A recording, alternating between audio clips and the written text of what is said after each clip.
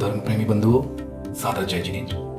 देवाधिदेव 1008 श्री शीतलनाथ भगवान के 4 कल्याणकों से सुशोभित पावन भूमि।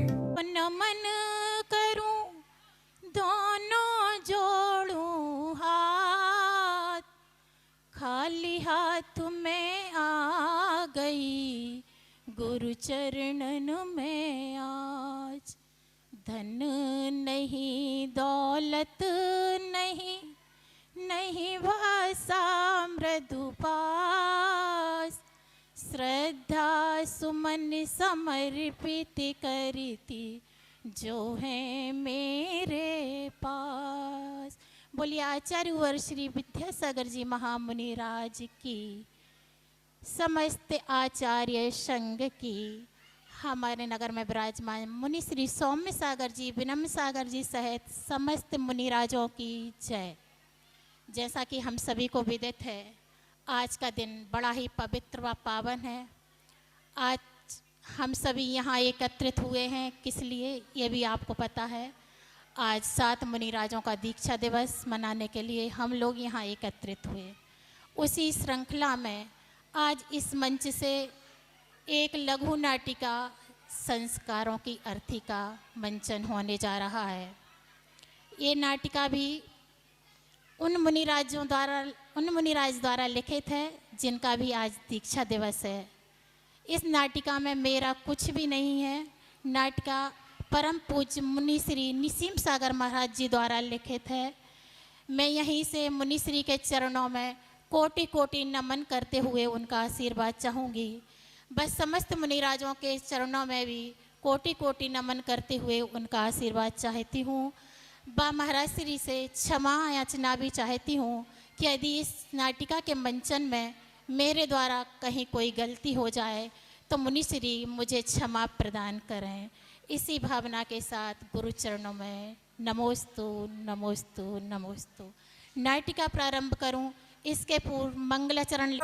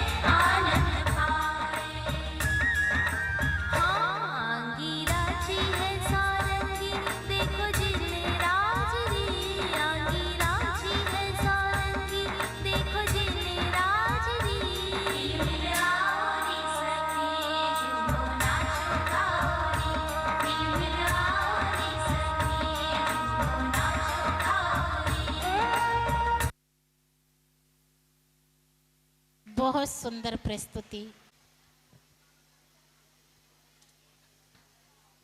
सुनो जी, हमारी बेटियां 3 साल की हो गई हैं। हम कितने खुशनसीब हैं ना, जो भगवान ने हमें 2 लक्ष्मी दी। अब हमें ना अभी से ही इनके संस्कारों की ओर ध्यान देना होगा। सुना है बचपन बिल्कुल गीली मिट्टी की तरह होता है, जैसा आकार दो सूखकर वैसा ही बनता है। मुझे तो अभी से ही इनके संस्कारों की चिंता होने लगी है। और पता है आपको, मैंने तो इनका नाम भी सोच लिया है, अंजना और संजना। कैसे लगे आपको नाम? अरे सुनंदा, क्या होगा तेरा? ये भी कोई नाम है? जमाना 21वीं सदी पे पहुंच गया है और तू अभी भी पुराने जमाने की बात कर रही है। मैंने तो नाम सोच के रखे हैं। मैं अपनी बड़ी बेटी का नाम एडी और छोटी बेटी का नाम एंजल रखूंगा। अरे आपको कुछ नहीं पता, नाम का जीवन पे एक अलग ही प्रभाव पड़ता है। मैं तो अपनी बेटी का नाम अंजना ही रखूंगी, आप कुछ भी कहो। और सुनो, आप जो वो सेरेलिक का डिब्बा लाए थे ना, उसमें कई माह पुराना पिसा हुआ अनाज रहता है। मैं अपनी बेटी को ऐसा अनाज नहीं खिलाऊंगी, मैं तो उन्हें पौष्टिक आहार दूंगी, दलिया, सत्तू, महेरी। आपकी और हमारी माँओं ने भी तो हमें यही सब खिलाया है, सेरेलिक नहीं। ठीक है देवी जी, अब तुम ठहरी घर की गृह मंत्री, तुम्हारे आगे किसी की चली है क्या? पर हम हमारी छोटी बिटिया का नाम तो एंजेल ही रखेंगे। अच्छा ठीक है।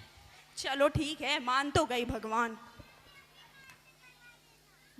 देख माता के भारत देश में भी लोग विदेशी नाम रखना पसंद करते हैं, पर यह सच है कि नाम का भी व्यक्ति के जीवन पर गहरा प्रभाव पड़ता है, जैसा कि हम इस नाटिका में देखेंगे।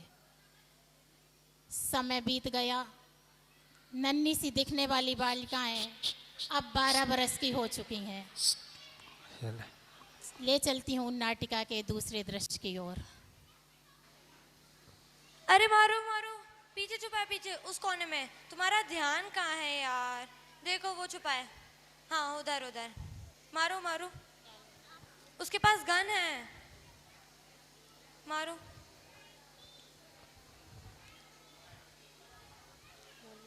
बोलो।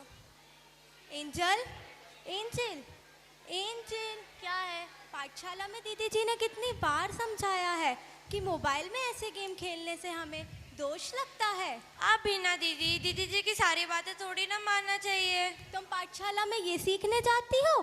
चलो अब जल्दी से तैयार हो जाओ, मंदिर जाना है। क्यों? तुम्हें पता नहीं है, आज 24 महाराजियों का दीक्षा दिवस है, जिसमें से 7 महाराजियों का दीक्षा दिवस बनाने का सौभाग्य हम लोगों को मिला है। मुझे नहीं जाना, आप जाओ, वहाँ थोड़ी ना केक मिलना है। केक तो नहीं मिलेगा, पर मैं ये वादा करती हूँ कि स्वादिष्ट मिठाइयाँ ज़रूर मिलेंगी। अब कोई बहाना नहीं, जल्दी चलो मेरे साथ। ओके चल रही हूँ, पर बस आज नहीं। आज से 15 तारीख तक तुम रोज मेरे साथ शीतल धाम जाओगी। 14 तारीख को पूज्य मुनिषी सौम्य सागर महाराज जी व विनम्र सागर महाराज जी का दीक्षा दिवस है और 15 तारीख को मोक्ष सप्तमी है। अब आपकी फरमाइश और बढ़ गई है, मैं सिर्फ आज चल रही हूँ। ठीक है, आज तो चलो। उधर से उधर लो। दीपक भैया, प्लीज महाराज जी को मंच पे लाने की कृपा करें। तो देखा आपने बड़ी बेटी अंजना किस तरह अपनी छोटी बेटी को संस्कारों की ओर मोड़ रही है। क्या वह संस्कारों की ओर मुड़ पाएगी? जैसे अंजना के अंदर संस्कार हैं, उसका नाम भारतीय है, परंपराओं के अनुसार अंजना रखा गया, पर छोटी बेटी का नाम एंडी रखा गया। क्या वे विदेशी नाम वाली बेटी हमारे भारतीय संस्कारों को ग्रहण कर पाएगी? ये सब दृश्य दिखाने के लिए मैं ले चलती हूँ नाटिका के अगले दृश्य। अरे सौरभ, सौरभ। हाँ बाबूजी, आया अभी। सौरभ, अभी मैंने एंजल और अंजना की बातें सुनी। अंजना एंजल को मंदिर ले जा रही थी, पर वो तैयार ही नहीं हो रही थी। कुछ समझाया करो उसे। और वो हर दूसरे दिन पाठशाला जाने को भी मना करने लगी है। हाँ बेटा, अंजना तो रोज मंदिर जाती है, पाठशाला भी जाती है, पर एंजल घर पर बैठी रहती है, या तो टीवी देखती रहती है या फिर मोबाइल में गेम खेलती रहती है। आज पता है तुम्हें सौरभ, अंजना बड़ी मुश्किल से समझा बुझाकर उसको मंदिर लेकर गई है। अरे माँ, उनको स्कूल भी है, स्कूल का होमवर्क भी है, और वैसे भी ये सब कुछ कॉमन है माँ। अभी वो बच्चियां हैं, बड़ी होंगी ना अपने आप समझदारी आ जाएगी। और मंदिर भेज के हमें ज्यादा धार्मिक नहीं बनाना, माता जी नहीं बनाना, माता जी। माताजी, माताजी बन पाना तो बड़े सौभाग्य की बात है बेटा। मैं तो सिर्फ इतना चाहती हूँ कि वो डेली पाठशाला जाएं और कुछ संस्कार सीखें, जिससे आगे जाकर उनका जीवन संस्कार और सादगी की खुशबू से महक उठे। और पता है सौरभ, तुम पैसों से सब कुछ खरीद सकते हो, पर संस्कार नहीं खरीद सकते। हाँ सौरभ, तुम्हारी माँ बिल्कुल सही कह रही हैं। आजकल जमाना बहुत खराब है, कहीं ऐसा ना हो बाद में हमें पछताना पड़े। हाँ माँ, मैंने भी ना प्रतिभा स्थली के बारे में सुना था। आचार्य श्री के आशीर्वाद से वहाँ पर ब्रह्मचारिणी दीदी बच्चों को स्कूली शिक्षा के साथ साथ सामाजिक व सांसारिक संसार भी देती हैं, और वहाँ पर पुरुषों का जाना भी वर्जित है। हाँ सुनंदा, ठीक कहा तुमने। पिछली बार जब आचार्य श्री और उनका संग वहाँ रुका हुआ था, तब हम भी गए थे दर्शन करने वहाँ पर। हमने भी देखा प्रतिभा स्थली को। वहाँ जितनी सुख सुविधाएं और सुरक्षा है, उतनी तो अपने घर पर भी नहीं रहती है। हाँ माँ, सही कह रही हो आप। हाँ हाँ दादी, हमें भी जाना है प्रतिभा स्थली। हाँ बेटा, हम दोनों को भेजेंगे प्रतिभा स्थली। हाँ माँ, अपन इन दोनों को प्रतिभा स्थली भेज देते हैं। कोई कहीं नहीं जाने वाला है। मेरी बेटियां तो किसी बड़े शहर के अंग्रेजी स्कूल में जाएंगी, यहाँ वहाँ नहीं जाने वाली वो। सौरभ, तुम्हें पता है प्रतिभा स्थली में भी CBSE की पढ़ाई होती है। अच्छा? अच्छे अच्छे बड़े घरों की बेटियां जाती हैं वहाँ पढ़ने, और मालूम है करोड़पति लोग भी अपनी बेटियों को पढ़ाना चाहते हैं वहाँ। सब पर इनके भोजन पानी बीमारी का कौन ध्यान रखेगा? अरे आपको कुछ नहीं पता है, पूरी बातें मुझे पता है, मैं बताती हूँ। हाँ, तुम तो जैसे कि बहुत नेता हो ना, जैसे सब पता है तुम्हें। सुनिए तो आप पहले मेरी। प्रतिभा स्थली में 8-10 बच्चों को सिर्फ एक दीदी जी ही संभालती हैं, और सारी दीदियां B.Ed के साथ साथ कोई B फार्मा तो कोई डॉक्टर और आयुर्वेदिक रत्न आदि उच्च शिक्षित हैं। अरे वाह, अरे क्या बात है सबसे यार। अरे सबसे महत्वपूर्ण बात तो ये है कि प्रतिभा स्थली आचार्य श्री की सोच की देन है। जहाँ आचार्य श्री का आशीर्वाद हो, वहाँ हमें चिंता करने की कैसी जरूरत। एंजल तो अवश्य जाएगी। हाँ सौरभ, तुम्हें पता है वहाँ पर खाना पीना अपने घर से भी ज्यादा शुद्ध होता है। और तुम्हें मालूम है वहाँ गौशाला भी है, जिसका हजारों लीटर दूध सिर्फ बच्चों के लिए उपयोग होता है। ठीक है माँ बाबूजी, अब आप बोल रहे हो तो हम एंजल को भेज देते हैं, पर छोटी बिटिया तो मेरे पास ही रहेगी। हाँ बेटा, उसको तो भेजो। ठीक है, चलो सुनंदा, तिलवारा जाने की तैयारी करो। ये काम भी निपटा आऊं, नहीं तो इन सबका तो मुंह ही चलता रहेगा। चलो चलो चलो।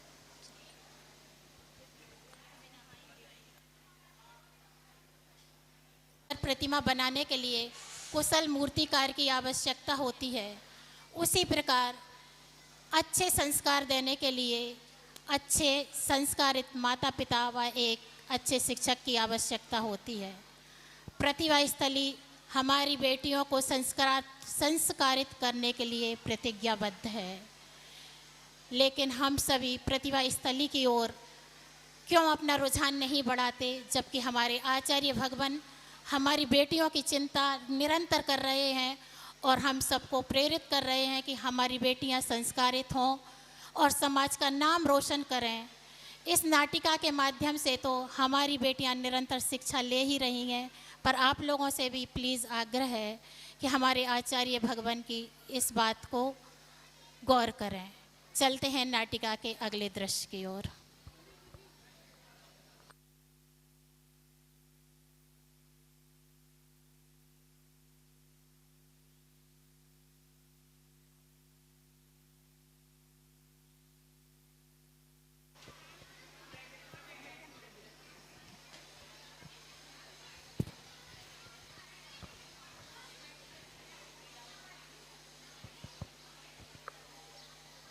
जय जय जिनेंद्र दीदी जी। जय जिनेंद्र, आइए, आप लोगों का ही इंतजार था। क्षमा चाहेंगी दीदी जी, हमको आने में थोड़ा विलंब हो गया है।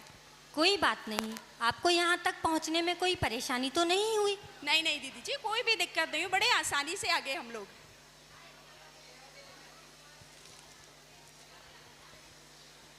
लीजिए ये पेपर्स, बैठिए आप लोग पहले। ये पेपर्स आप ठीक से पढ़ लीजिए, फिर इस पर आप दोनों को अपने हस्ताक्षर करना है। जी दीदी जी।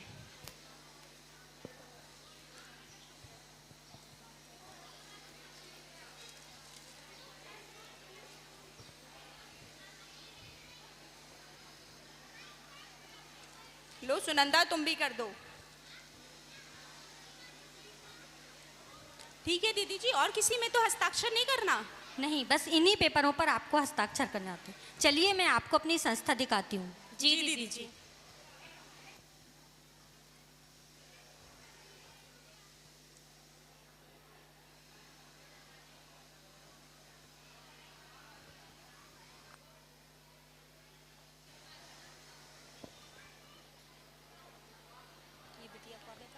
हम में से अधिकतर लोगों ने केवल प्रतिभा स्थली के बारे में सुना है। पूजा भी कराई जाती है। कितना विशाल है। सही में। सांस्कृतिक प्रोग्राम भी कराए जाते हैं। हमारी बिटिया को बहुत कुछ सीखने मिलेगा यहाँ पर, मतलब। देखो मैंने आपसे कहा था ना। हाँ हाँ, तुम्हें तो सब पता रहता है।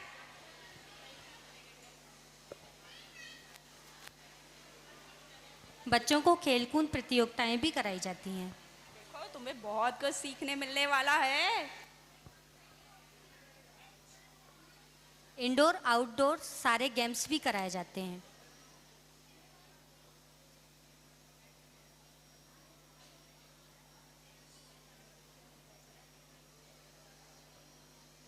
क्या बात है यार। देखो मैंने आपसे कहा था ना कि हमें टेंशन लेने की बिल्कुल ज़रूरत नहीं है। इतना अच्छे से इलाज भी होता हाँ, है देवी जी। जितना अपन घर पे भी नहीं आओ करते। देवी जी, आप चुप हो जाओ तुम, हैं? हेल्थ चेकअप भी कराया जाता है।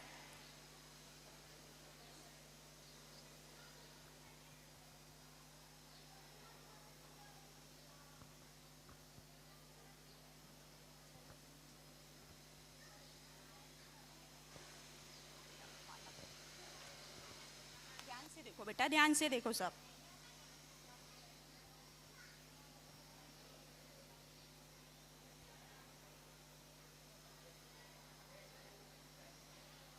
देखो तुमको डांस का भी शौक है ना, यहाँ पर डांस भी सिखाते हैं, पेंटिंग भी सिखाते हैं। पेंटिंग भी सिखाते हैं और सारे सांस्कृतिक प्रोग्राम भी।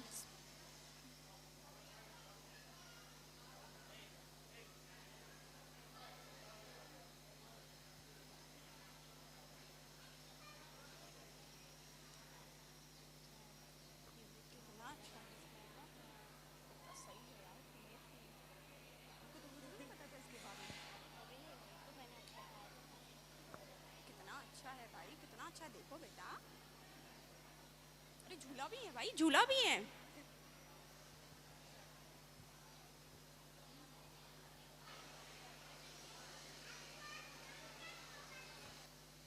स्टार्ट हो गया।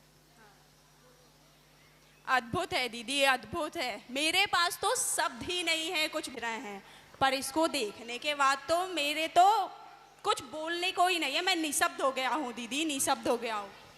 आपको हमारी संस्था कैसी लगी और यदि आपके कोई सुझाव हो संस्था के लिए तो आप सुझाव पुस्तिका में दर्ज करा सकते हैं। अरे नहीं नहीं दीदी जी, कैसी बातें कर रही हैं आप। भला आचार्य श्री की सोच को हम अज्ञानी कुछ समझ दे सकते हैं क्या? नहीं नहीं, जो है सब कुछ बहुत अच्छा है। हम सच में निशब्द हो गए हैं ये सब देखकर। हमारी अंजना तो अब इतने अच्छे उसमें रहेगी तो हमें तो बिल्कुल चिंता की बात ही नहीं है। अच्छा दीदी जी, अब आज्ञा दीजिए, अंजना की जिम्मेदारी अब आपकी रही। आप निश्चिंत होकर जाइए, अंजना अब हमारी जिम्मेदारी है। आज्ञा दीदी जी।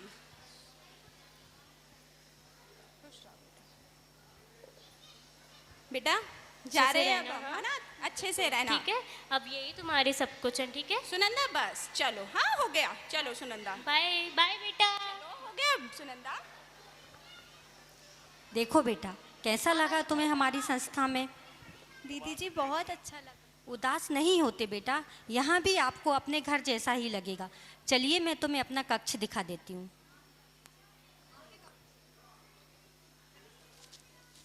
अंजना तो सही जगह पर पहुंच गई। कहते हैं जैसा बीज बोओगे वैसा फल मिलता है।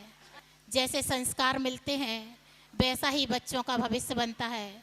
तो देखते हैं इस गीत के माध्यम से कि संस्कारों का असर बच्चों पर कैसा पड़ता है।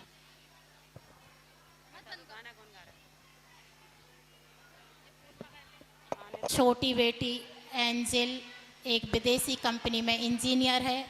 बड़ी बेटी अंजना का निर्णय वकील बनने का रहा। अभी दोनों बेटियां अपने घर पर ही हैं। उनसे परिचय कराने के लिए ले चलती हूँ नाटिका के अगले दृश्य की ओर।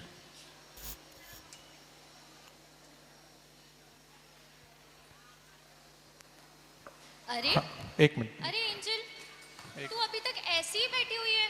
मैं मंदिर से होकर भी आ गई। महाराज जी के दीक्षा दिवस के उपलक्ष्य में जो भी महानुभाव महाराज जी के कर कमलों में शास्त्र दान करना चाहते हैं, कृपया आकर के संपर्क कर लें। पूज्य मुनि संघ के कर कमलों में शास्त्र दान करने का आपको सुनहरा मौका मिल रहा है। मात्र 51 के 10 नाम चाहिए हैं। जो भी महानुभाव पूज्य मुनि श्री के कर कमलों में शास्त्र दान करना चाहते हैं दीक्षा दिवस के उपलक्ष्य में, वे आकर के संपर्क कर सकते हैं। और पूज्य मुनि संघ बस अब से कुछ ही देर में मंचासीन होने वाले हैं और दीक्षा दिवस का ये द्वितीय सत्र यहाँ पर चल रहा है। बहुत ही अच्छी प्रस्तुति बच्चों के द्वारा यहाँ पर संस्कारों की आरती। आप लोगों को अच्छी नहीं लग रही क्या? अच्छी लग रही तो ताली भी तो बजाएं बच्चों के सम्मान में। जैसे कोई पात्र वो लोग चेंज करते हैं, इधर से उधर आते हैं, तो आप लोग उतनी देर ताली बजाने का आपको मौका दिया जाता है, आप लोग वैसे ही बैठे रहते हैं। गर्मी लग रही है, पंखे चलवा दें हैं। अभी दपन देखते हैं, अभी आप लोग ताली तो बजाओ, कम से कम तो लगे कि हाँ आप लोगों को अच्छा लग रहा है। बहुत बढ़िया आप लोग। अरे अरे एंजल, तू ऐसी ही बैठी हुई है? मैं मंदिर से होकर भी आ गई और तू अभी तक तैयार ही नहीं हुई है। चल जल्दी उठ, तैयार हो और मंदिर जा और आज पूजन करके आना। पूजा? मुझे नहीं आती कोई पूजा वूजा करना। मैं मंदिर भी किसी संडे को टाइम मिलता है तो चली जाती हूँ। ये क्या बात हुई? चल कोई बात नहीं, अभी हम दोनों घर पर ही है ना, तो मैं तुझे पूजन करना सिखा दूंगी। और तुझे पता है देव पूजा 6 आवश्यकों में से पहला आवश्यक है, तो वो तो हमको आनी ही चाहिए। और एक बात बता, ये कैसे ऊटपटांग से कपड़े पहन रखे हैं तूने? हमारे परिवार में माँ, दादी, ताई, चाची सभी लोग भारतीय पोशाक पहनती हैं और मैंने भी भारतीय पोशाक पहनी है। पता नहीं है तूने कैसे कपड़े पहन रखे हैं। तुझे पता नहीं है क्या, स्किन टच कपड़े और स्क्रीन टच फोन दिमाग और शरीर को खराब कर देते हैं। इनसे कई सारी बीमारियां होती हैं। यू आर राइट दीदी, मैंने भी कई बार नेट से साइंटिस्ट और डॉक्टर के लेक्चर सुने हैं। कई सारी बीमारियां होती हैं जीन्स पहनने से, पर मैं क्या करूं, सबकी देखा देखी और मेजॉरिटी के साथ तो चलना ही पड़ता है ना, वरना मेरे दोस्त लोग मेरा बड़ा मजाक उड़ाएंगे। देख एंजल, मैं तुझे भी समझा रही हूँ और आप सभी से भी निवेदन करना चाहती हूँ।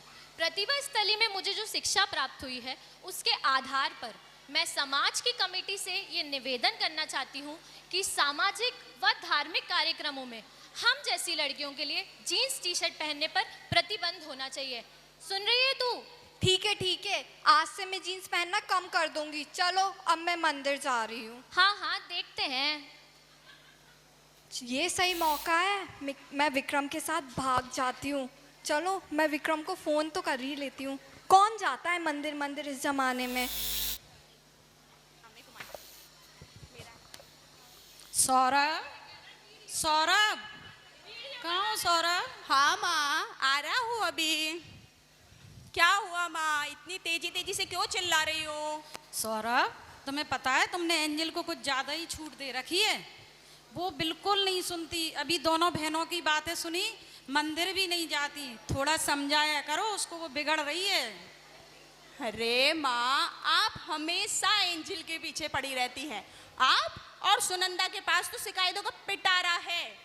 कभी वो खाना नहीं खाती, मोबाइल चलाती है, टीवी देखती है। ये सब कुछ कॉमन है माँ, सब ठीक हो जाएगा। समय के साथ साथ सब सीख जाएगी वो। सुनो सौरभ, तुमने एंजल को पढ़ाई करने व नौकरी करने बाहर भेजा था, तब हमने तुमसे कुछ नहीं कहा, पर अब तुम हमारी एक बात मान लो, एंजल का जल्द से जल्द विवाह तय कर दो।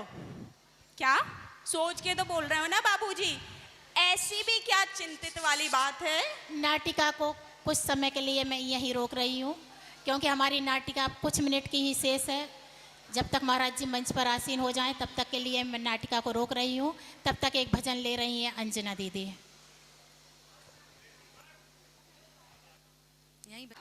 तुम एंजल को कुछ ज़्यादा ही छूट दे रखी है। तुम्हें पता है, मैंने अभी दोनों बहनों की बातें सुनी, वो मंदिर जाने ही तैयार नहीं होती। कुछ समझाया करो बेटा उसको, वो बिगड़ती जा रही है। अरे माँ, आप और सुनंदा के पास तो शिकायतों का पिटारा रहता है। कभी वो खाना नहीं खाती, दिन भर टीवी देखती है, कभी वो मोबाइल नहीं चलाती। ये सब कुछ कॉमन है माँ, और बड़ी होगी ना सब सीख जाएगी, देख लेना आप। सुनो सौरभ, तुमने एंजल को पढ़ाई करने व नौकरी करने बाहर भेजा था, तब हमने तुमसे कुछ नहीं कहा, पर अब तुम हमारी एक बात अवश्य मान लो, एंजल का जल्दी से जल्द विवाह तय कर दो। ऐसा भी क्या हो गया, इतने भी क्यों?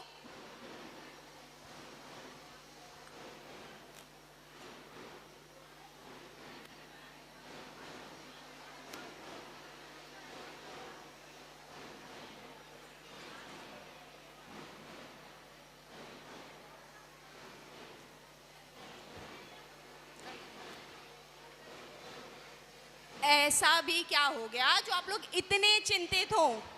बेटा सौरभ, चिंता की तो बात ही है। तुम्हें पता है एंजल रात के 2-2 बजे तक नहीं सोती है और पता नहीं किससे फोन पे बात करती रहती है। तुम समझते ही नहीं हो मेरी बात को।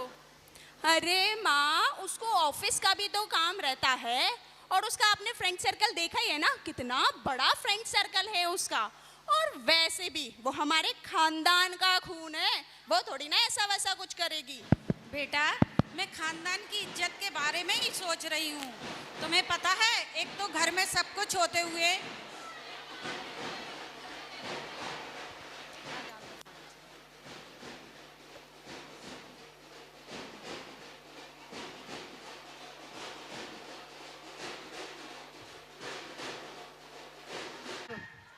कहाँ हो, इधर आओ सौरभ। हाँ माँ, कितनी तेज आवाज देती हो, रुक भी तो जाए करे थोड़ी। बेटा सौरभ, तुम एंजल को कुछ समझाया करो। अभी मैंने दोनों बहनों की बातें सुनी, वो मंदिर जाने भी तैयार नहीं होती। तुमने बहुत बिगाड़ रखा है, कुछ तो कहा करो उससे सौरभ। अरे माँ, आप हमेशा एंजल के पीछे पड़ी रहती हैं। कभी वो खाना नहीं खाती, कभी वो मोबाइल चलाती रहती है, वो टीवी देखती रहती है। ये सब कुछ कॉमन है माँ आज। और वैसे भी आप चिंता मत करो, वो बड़ी होगी ना, सब सीख जाएगी। सुनो सौरभ, तुमने एंजल को पढ़ाई करने व नौकरी करने बाहर भेजा था, तब हमने तुमसे कुछ नहीं कहा, पर अब तुम एक बात हमारी अवश्य मान लो, एंजल का जल्दी से जल्द विवाह तय कर दो। सोच के बोल रहे हैं ना बाबूजी, क्या बोल रहे हो आप? ऐसी भी क्या बात है जो आप लोग इतने चिंतित हो रहे हैं? बेटा सौरभ, चिंता की बात है। तुम्हें पता है एंजल रात के 2-2 बजे तक जागती रहती है और पता नहीं किससे फोन पे बात करती रहती है। तुम समझ क्यों नहीं रहे मेरी बात को? माँ, वो ऑफिस का भी तो काम करती है और आपने उसका फ्रेंड सर्कल देखा है ना, कितना बड़ा फ्रेंड सर्कल है।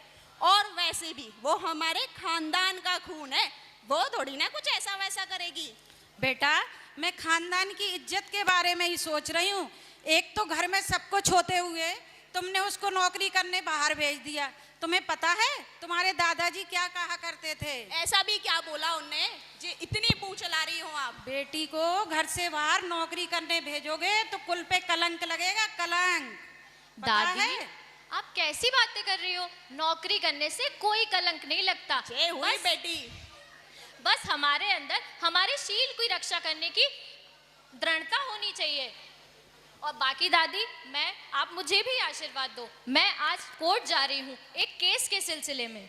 अंजना, तुम्हें कोर्ट जाने की क्या जरूरत है? तुम ऐसा कौन सा केस लड़ने लगी हो? दादी, बहुत जरूरत है कोर्ट जाने की और मैं आपको और आप सभी को भी इस केस के बारे में बताना चाहती हूँ। आईआईटी के छात्र बाल मुकुंद भारती ने फांसी लगाकर आत्महत्या कर ली। बाल मुकुंद भारती टीकमगढ़ निवासी एक हवलदार का बेटा था। वो नवोदय का टॉपर था और अपनी एकेडमिक एक्सीलेंसी साबित करने के बाद उसे आईआईटी कानपुर में दाखिला भी मिला। लेकिन 21 वर्षीय बाल मुकुंद को इंग्लिश में लेक्चर समझ ही नहीं आते थे और वो दिन ब दिन घुटता रहता था। और एक दिन इसी घुटन के कारण उसने छात्रावास के कमरे में फांसी लगाकर आत्महत्या कर ली। और मैं इसी केस की पैरवी करने जा रही हूँ जिससे आगे कोई बाल मुकुंद किसी पाश्चात्य भाषा का शिकार ना हो। और मैं सरकार से भी ये अपील करना चाहती हूँ कि उच्च शिक्षा के लिए मातृभाषा को भी महत्व दिया जाए। और जैसा कि आप सभी जानते हैं कि हमारे आचार्य श्री भी हिंदी भाषा के लिए निरंतर प्रयास कर रहे हैं। दादी, अब तो आप समझ गई ना मेरी बात? अब मैं जा सकती हूँ कोर्ट? हाँ बेटा जाओ, और मेरा आशीर्वाद है केस जीत कर ही आना बेटा। ठीक है माँ, अब आप उससे तो सहमत हो गई हैं, पर अंजना के ही पीछे पड़ी रहती हैं। और वैसे भी अब वो दोनों की शादी 2-3 साल में साथ में ही कर देंगे, इतनी चिंता मत करो आप। शादी तो आप तब करोगे जब आपकी बेटी घर पर होगी। क्या बोल रही हो यार सुनंदा? तो क्या कह रही हो बहू? होश में तो हो। मैं तो होश में हूँ माँ, पर ये पढ़कर आप सबके होश उड़ जाएंगे। क्यों? किसका पत्र है ये? क्या लिखा है इस पत्र में? अरे ये तो एंजल का पत्र है। डैडी, मैं विक्रम के साथ बेंगलोर जा रही हूँ एवं उसी के साथ शादी कर रही हूँ। मुझे पता है कि माँ और दादा दादी मुझे इंटर कास्ट में अरे ये क्या हो गया? ये एंजल ने क्या कर दिया? इंटर कास्ट में शादी की परमिशन नहीं देंगे? ये कहाँ चली गई? कुछ नहीं सोचा इसने परिवार के बारे में, कुछ तो सोच लेती। हमारी एंजल क्या कर गई माँ? हे भगवान, देखा सौरभ, तुम्हारी एंजल ने क्या किया? तुम्हारी एंजल ने आज हमारे समाज में कितनी बदनामी करवा दी।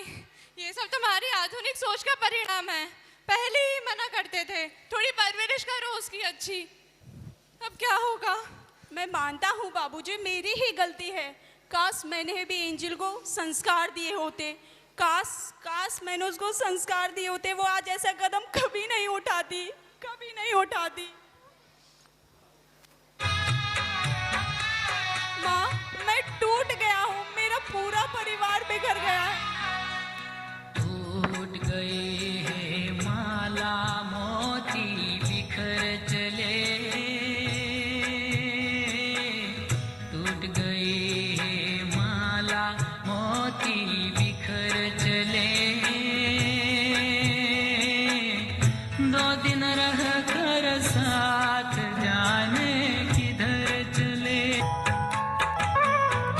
मिलन की दुनिया छोड़ चले, आज विरह में सपने खोए खोए नैनों में हैं उजड़े उजड़े सपने, उजड़े उजड़े सपने। याद की गठरी लिए झुकाए नजर चले, 2 दिन रह कर साथ जाने किधर चले। टूट गई है माला मोती बिखर चले, 2 दिन रह कर साथ जाने किधर चले। सुनंदा, क्या हुआ तुम्हें बाबू? होश में आओ, होश में आओ सुनंदा। अब क्या तो हो गया? ये जग जाओ कोई डॉक्टर को फोन करो, में पानी लेके आओ बेटा, पानी। आंसू की सुनंदा, सुनंदा क्या हुआ बेटा? क्या हुआ? होश में आओ सुनंदा। माँ, माँ, माँ क्या हुआ आपको? माँ, माँ क्या हुआ? दादी, दादी माँ को क्या बेटा हुआ? देख, अंजना आ गई। उठ बेटा, अंजना आ गई, देख उसको। पापा माँ को क्या हुआ? माँ, माँ, पापा माँ को क्या हुआ? माँ, पढ़ो से।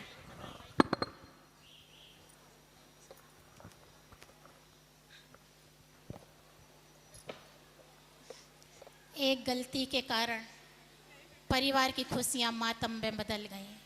ये दृश्य तो हम सब नाटक में देख रहे हैं, पर जिन परिवारों के बच्चों ने ऐसे कदम उठाए होंगे, शायद उन परिवारों की स्थिति इससे भी कहीं ज़्यादा बदतर हुई होगी। बच्चे परिवार की इज्जत के बारे में ना सोचते हुए केवल अपनी खुशियों के बारे में सोचते हैं, वो भी क्षणिक होती हैं। देख रहे हैं आप किस तरह ये परिवार बिखर रहा है। अंजना, एलिस चली गई, क्या हुआ एंजल को? बेटा अंजना, अब तुम ही हमारा सहारा हो बेटा। माँ, मैं अभी आता हूँ। सुनो सौरभ, सुनो। रुको सौरभ, मत जाओ, यहीं बैठो हम लोगों के साथ। अकेला मत छोड़ो हम लोगों को। तुम कुछ उल्टा सीधा तो नहीं सोच रहे बेटा? बैठो यहीं हम सबके साथ। नहीं नहीं माँ, मैं इतनी आसान मौत नहीं मांगूंगा। मैं रोज घुट घुट कर मरूंगा माँ, घुट घुट कर मरूंगा। अरे अब कहाँ जा रहे हो तुम? तुमने अपने हाथों से पैरों पे कुल्हाड़ी मार ली है। मैं मानता हूँ बाबूजी, गलती पूरी मेरी थी।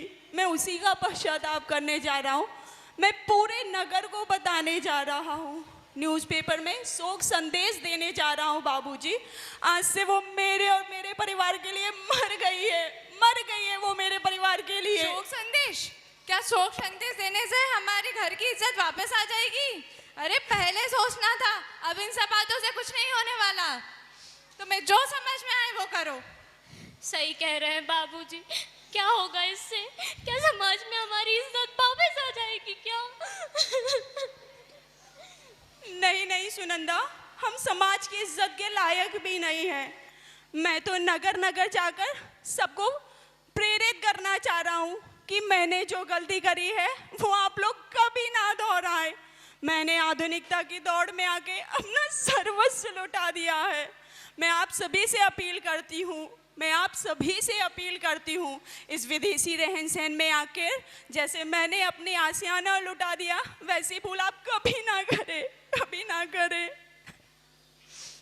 बेटी, मैं अभी आता हूँ, तो माँ, बाबूजी और दादा का ख्याल रखना। हाँ पापा। दादी उठो आप, चलो आराम करो आप। मम्मी आप भी उठो, आराम करो आप लोग। सौरभ तो चला गया। हाँ बेटा, सौरभ तो चला गया गुस्से में। तुम फोन लगाओ, पता करो एंजल कहाँ है, किस हाल में, किसके साथ गई है, वो पता करो बेटा। हाँ दादी, मैं सब पता कर लूंगी। आप चलिए आराम करिए। किस तरह बिखरा ये परिवार। बच्चे गलतियां कर जाते हैं, कभी इस परिवार की। भाभी जय जनेंद, और कैसी हो भाभी? क्या भाभी, आपने कछु बात सुनी?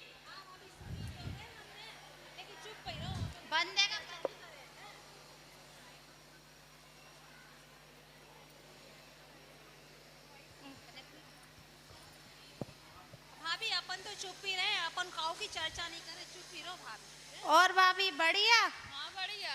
काय उन्हीं की बात कर रही हो का? वे दाल मिल वालों की बोड़ी भग गई थी अदर समाज के लड़का के साथ। हाँ भाभी वही की बात कर रहे। अरे अच्छा, वो लड़का तो ना उसी समाज की लड़की के संग भग गो। हाँ। है ना, वो लड़की भग गई और वो कहने में आते है कि वो ना लड़का खाद पी सब पचुआ समाज की पूरी नाक काट के रख अब दी। क्या करे भाभी, अब आजकल का तो है ही है ऐसा। अपन तो मंदिर आ देंगे तो नेकात बातें पतो चल जाती है, वरना अपन को तो कुछ नहीं पता चलता। घर में बैठे रहो तो एक काम बस मंदिर आए तो कर ली अपन ने। अरे भाभी चुप ही रहो, बड़े लोगों के बच्चों की बात है कि इनके कछु नहीं कहो, अपन तो चुप ही रहो। हाँ भाभी, क्या करेगा, छोटे घर की होती तो गली गलियन में न ठोर लग जाते। अभी तक तो बड़े घर की हैगी तो ज्यादा चर्चा नहीं भई हैंगी।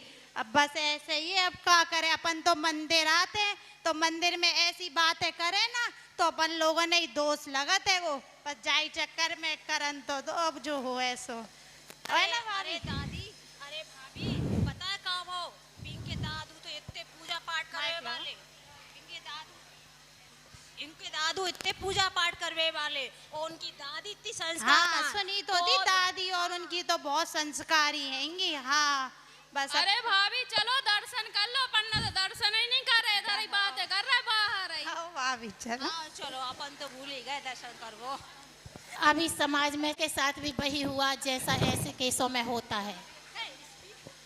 एंजल के परिवार का रुख एंजल के प्रति बदल गया।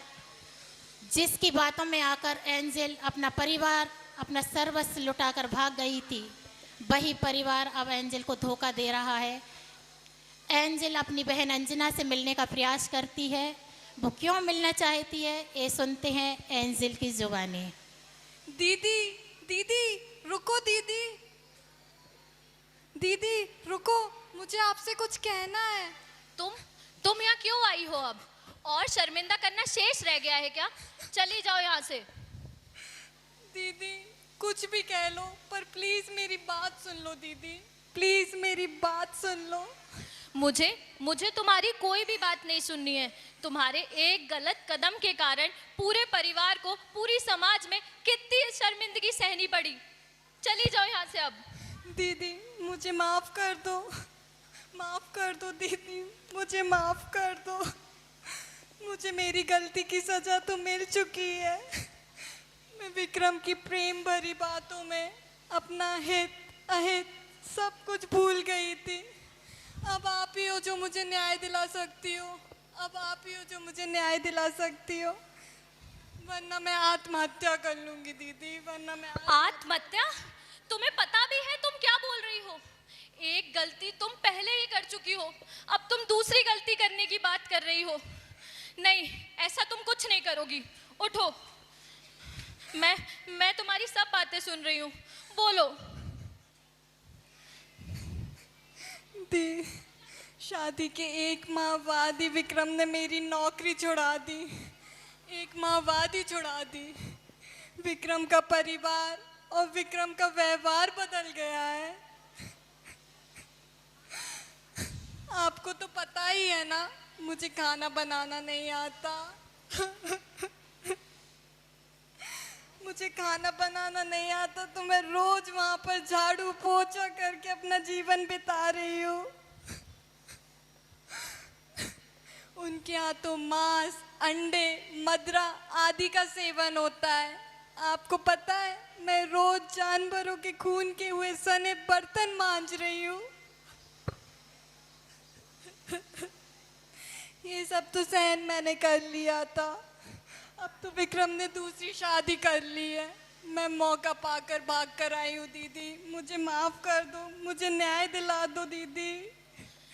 एंजल उठो, मैं तुम्हारी मदद जरूर करूंगी, लेकिन हाँ, मैं तुझे घर नहीं ले जा सकती हूँ, लेकिन हाँ, तेरे रहने की व्यवस्था मैं नारी निकेतन में जरूर करवा दूंगी।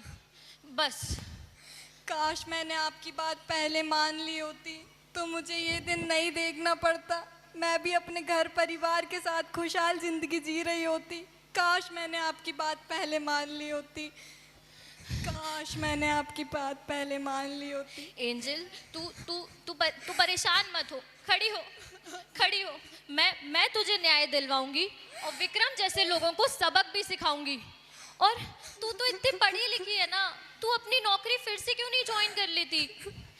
उठ, ऐसे हार नहीं मानते। मुझे तो अब सोचने समझने की शक्ति ही नहीं बची है, कुछ सोच समझ नहीं पा रही हूँ। मैंने जो गलती करी है उसका तो कोई प्रायश्चित ही नहीं है, कोई प्रायश्चित ही नहीं है।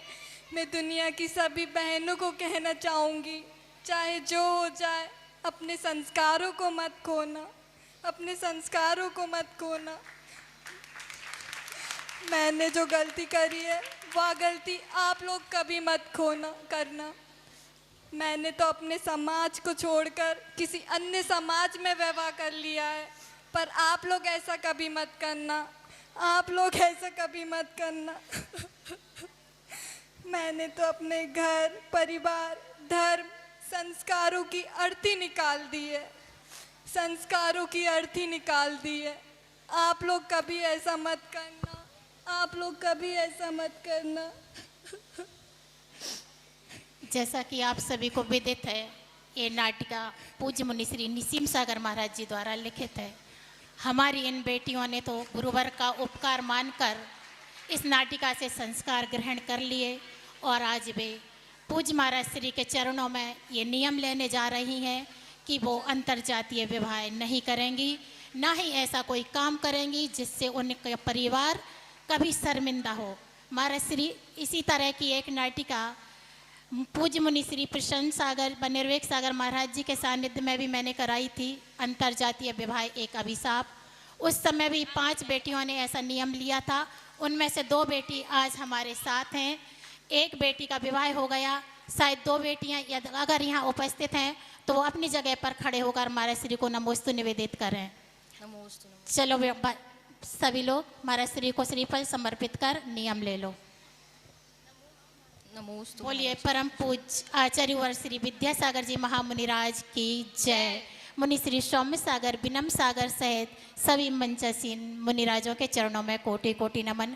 महाराज जी, इस नाटिका में अगर हमारे द्वारा कोई भूल कोई गलती हो गई हो तो हमें क्षमा प्रदान करें। नमोस्तु महाराज जी, नमोस्तु महाराज जी। बोलिए संत शिरोमणि आचार्य 59 विद्यासागर जी महाराज के सभी लोगों को देखो देखो देखो देखो मिल गई गुरुवर की छाया। देखो देखो देखो सब आया। देखो देखो देखो देखो सब आया।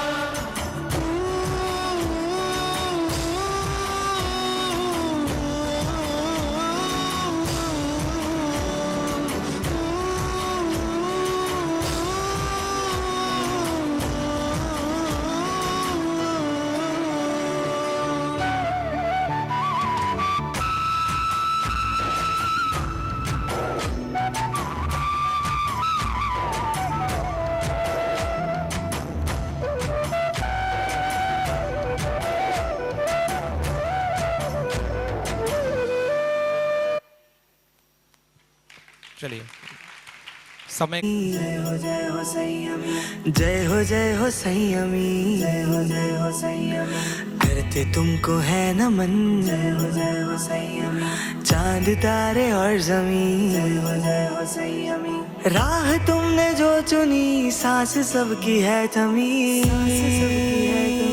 सांस सबकी है थमी। तुमको देख कर लगे हमको दुनिया में कमी। हमको दुनिया में कमी। रास्ता कठिन चुना फिर भी चेहरे पर है हंसी। जय हो संयमी। जय हो संयमी।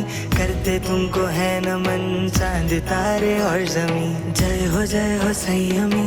जय हो संयमी। करते तुमको है नमन चांद तारे और जमीन।